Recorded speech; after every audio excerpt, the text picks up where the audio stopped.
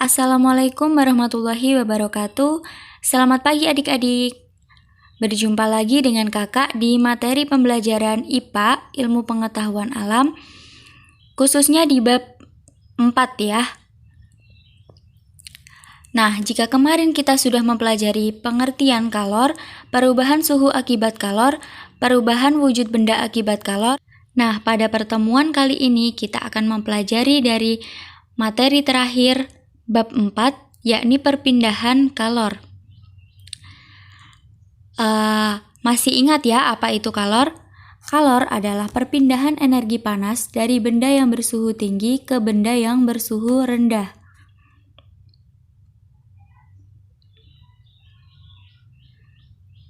Nah, kalor berpindah dari benda yang bersuhu tinggi ke benda yang bersuhu rendah. Bagaimanakah caranya? Caranya ada 3. Yang pertama, konduksi. Yang kedua, konveksi. Yang ketiga, radiasi.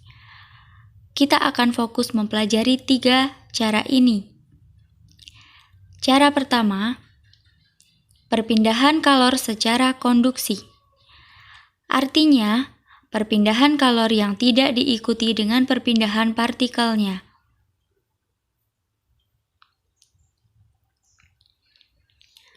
Karena tidak semua benda menerima panas dengan waktu yang sama, ada yang cepat menghantarkan panas dan ada juga yang lambat.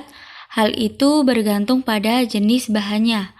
Di sini, jenis bahan pengantar panas dibagi menjadi 2. Ada konduktor dan isolator. Konduktor merupakan bahan yang dapat menghantarkan panas dengan baik, sedangkan isolator adalah bahan yang dapat menghantarkan panas dengan buruk. Contoh dari konduktor ada aluminium, timah, tembaga, baja, emas, perak, besi, seng, dan tungsten. Contoh dari isolator adalah gelas, plastik, keramik, karet, kayu, kain, kertas, gabus, dan lain sebagainya. Nah, contoh perpindahan kalor secara konduksi adalah saat kalian menuangkan teh panas ke dalam gelas, teh yang panas itu bersentuhan dengan gelas. Nah, panas dari teh membuat gelas menjadi ikut panas.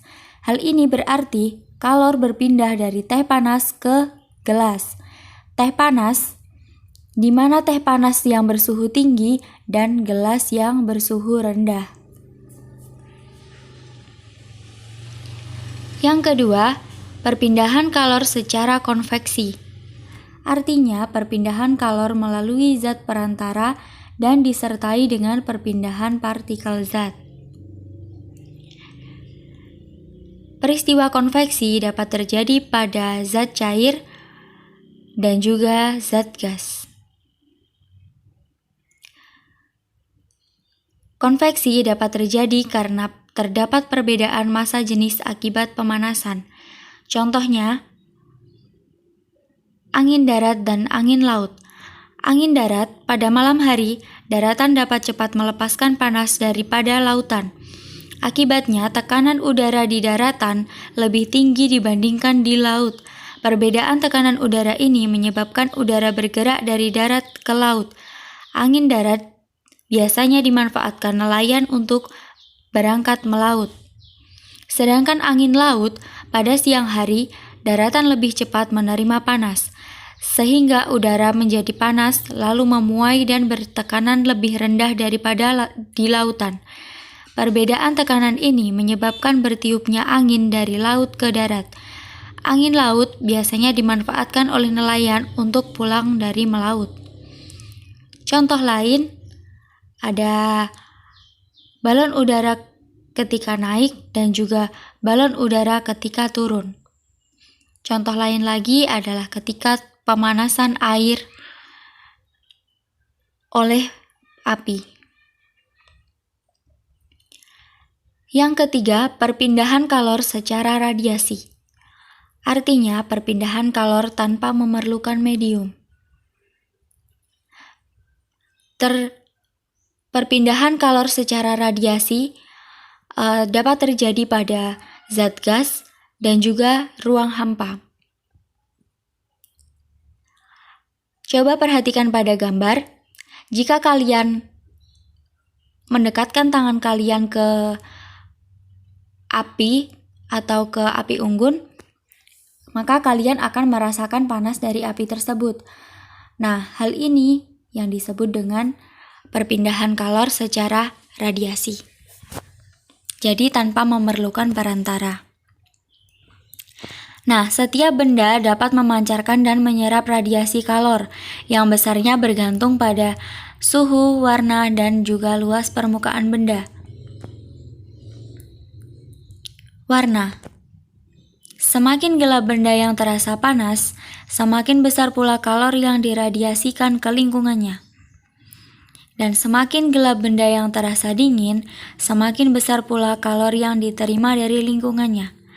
Contoh, ketika kamu menjemur pakaian, maka pakaian yang berwarna gelap akan lebih cepat kering daripada pakaian yang berwarna lebih terang atau pakaian yang berwarna-warni. Yang kedua, ada suhu. Semakin panas benda daripada lingkungannya, maka semakin besar pula kalor yang diradiasikan ke lingkungannya.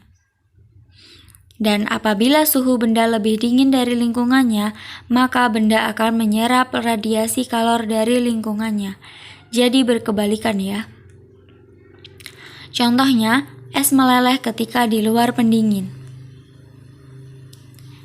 Yang terakhir, bergantung pada luas permukaan. Semakin luas permukaan benda panas, maka semakin besar pula kalor yang diradiasikan ke lingkungannya. Sekian penjelasan dari Ibu tentang materi perpindahan kalor. Semoga bermanfaat. Wassalamualaikum warahmatullahi wabarakatuh.